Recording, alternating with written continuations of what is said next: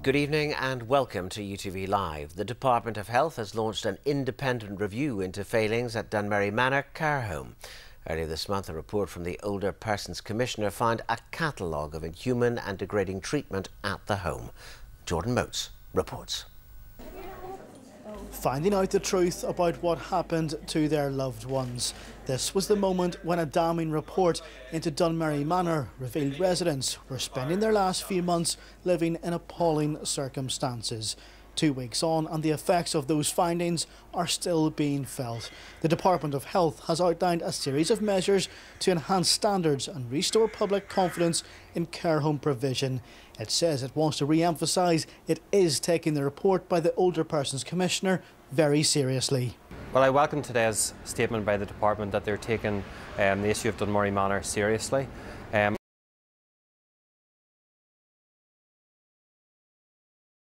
That the findings of my investigation are fully considered and the 59 recommendations are fully implemented so that all people across Northern Ireland can be assured that the current treatment of older people is as good as it can be.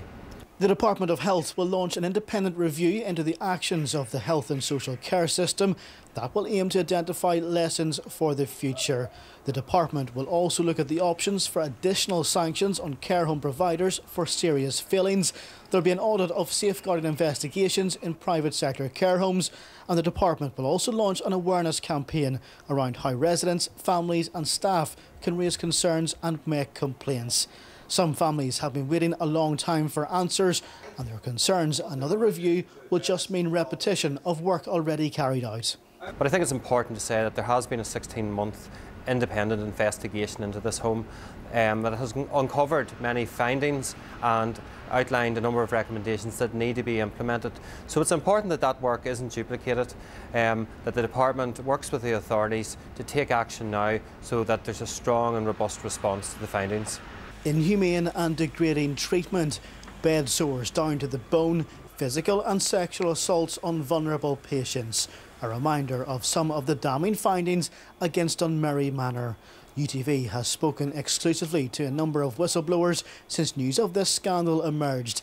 Last night, a former chef told us he was shocked to find whole trays of untouched food in cupboards and bins. A nurse turned whistleblower also told us the report was a true reflection of what went on in the home. We know that most care homes in Northern Ireland are operating well, and it's important that many people are aware of that. But when homes do fail, it's important that action is strong and is taken quickly so that no older person has to experience this type of abuse again.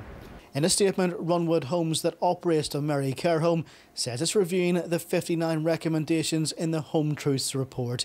It also says after the findings were announced, staff have been threatened, abusive phone calls have been made to the home and staff members have been attacked. What's clear is this story is far from over. Jordan Motes, UTV Live. A Lurgan man is starting a life sentence after he was convicted of murdering his fiancée by cutting her throat. David Linus is 52 and from Toberhuney Hall in Lurgan had denied killing Anita Downey. The 51-year-old mother of three bled to death on the floor of Linus's home in the early hours of the 20th of January last year. The jury took under 2 hours to find him guilty. The family of Ms Downey have welcomed the verdict, saying justice has been served. The Chief Constable says he feels in the dark about security plans as he attempts to prepare the PSNI for Brexit. George Hamilton has also warned he needs 400 more officers for border duties. Meanwhile, in Dublin, the Taoiseach accused Sinn Féin of trying to undermine the newly appointed Garda Commissioner Drew Harris before he takes office. Our correspondent Jay Lockery reports. In the dark is how the Chief Constable feels as he tries to prepare a business plan to ask for more resources for border duties after Brexit. George Hamilton told the Northern Ireland Affairs Committee he needs 400 more officers, but doesn't even know who to send his business case to. With the lack of a nominated person, either a senior official or a minister, to say, I'm taking responsibility for coordinating all of these difficulties and challenges, operational and strategic and constitutional, around the border issue in the post-Brexit scenario. We feel like we're in the dark around all of this. We don't have that go-to coordinator to assist with us, to tell us what the requirement is, to help us navigate our way through it. An Assistant Chief Constable voiced his concerns that any increased security on the border would mean that officers would be vulnerable to attack by dissident Republicans. I have no doubt that if there is an enhanced policing profile, even if that policing profile is in support of other agencies doing mobile compliance checking, for example, at yards or other places, then I think it is highly foreseeable that there will be attacks on the police and attempts to murder police officers. The appointment of the Deputy Chief Constable Drew Harris as the new Garda Commissioner came in for criticism in the Dáil, with the Sinn Féin President accusing him of being part of a culture that has denied people the truth, comments which the Taoiseach rejected. He has to demonstrate that he in no way subscribes to the toxic, vindictive policing culture which necessitated the disbandment of the RUC. I am a little bit disappointed by the position that you're taking now, which is almost in the space of trying to undermine confidence in the new Garda Commissioner before he's even taken up office. And I think that is disappointing. In September, the Deputy Chief Constable Drew Harris will leave police headquarters and take up his new post as the Garda Commissioner. There's no doubt Brexit will be top of his agenda. Jane Lockery, UTV Live at police headquarters in Belfast. Firefighters have been continuing to deal with a large gorse fire in the Sperrins this evening. The current heat wave means they've been facing a serious risk from heat exhaustion. Mark McFadden was there. Firefighters have been feeling the heat. This huge gorse fire on Glen Shane is burning across a mile of mountaintop. A remote location, difficult terrain and high temperatures. At the minute, there is no life risk on top of the mountain. There's no property risk. Once I introduce firefighters, I introduce a life risk up there. And with the temperatures, the risk of heat exhaustion, heat stress is a real likelihood today.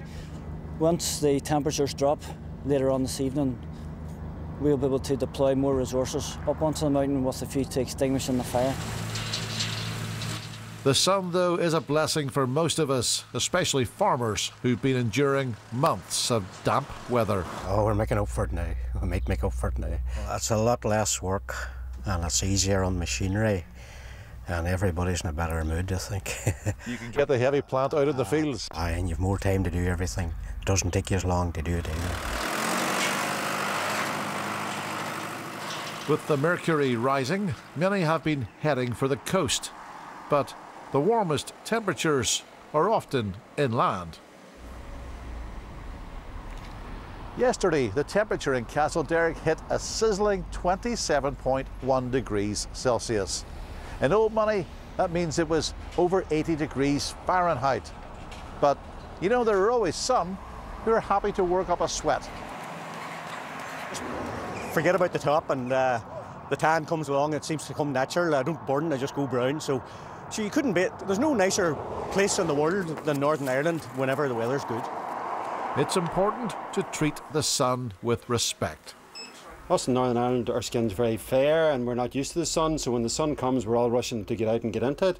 So you need to get a good strong factor on, probably above a factor of 30, just to make sure that your skin is well protected. The hot weather is expected to continue for several days, but spare a thought for those doing difficult, dangerous jobs in the heat. Mark McFadden, UTV Live.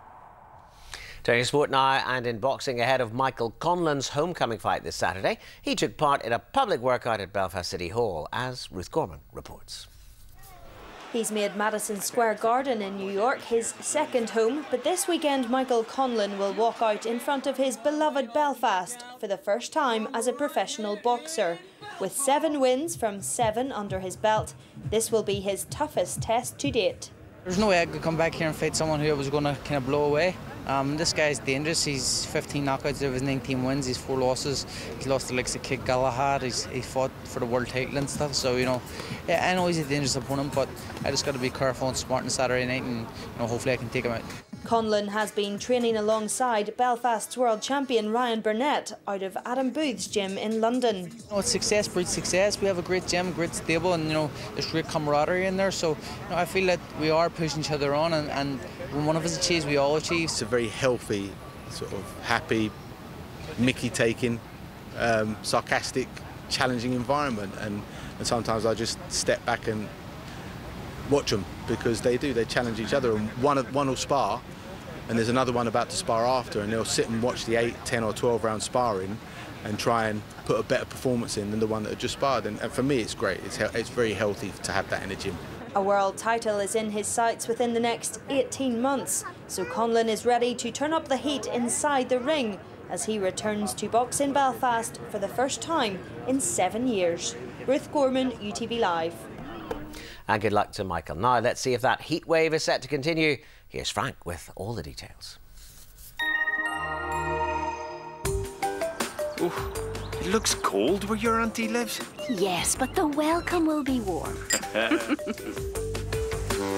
P&O Ferries sponsors UTV weather. Yes, good evening. Another cracking day today and more fine weather coming our way. It's going to be dry and clear, the temperature's rising, the winds more or less light all the time.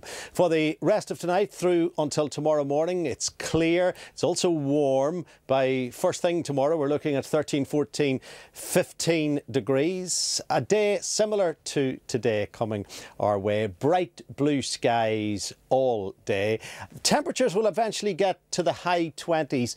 We're saying 28, they could be at 29, they could be at 30 eventually tomorrow. Now, Friday, Saturday and Sunday, it's a little less hot. As a matter of fact, it's going to be very pleasing, especially on Friday and Saturday. They'll be beautiful outdoor days. No rain. If you're looking for rain, you'll be disappointed until Sunday, when you'll be teased by the rain to some extent.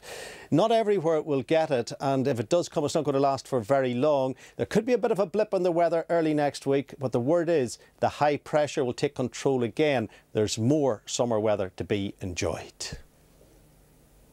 It looks cold where your auntie lives. Yes, but the welcome will be warm. P&O Ferries sponsors UTV weather. Well, that's the latest news this Wednesday. View from Stormont is on your screens. Next, you can stay fully up to date with the very latest developments on our website. In the meantime, and from all of us in the newsroom here at ETV, we hope you have a very good evening.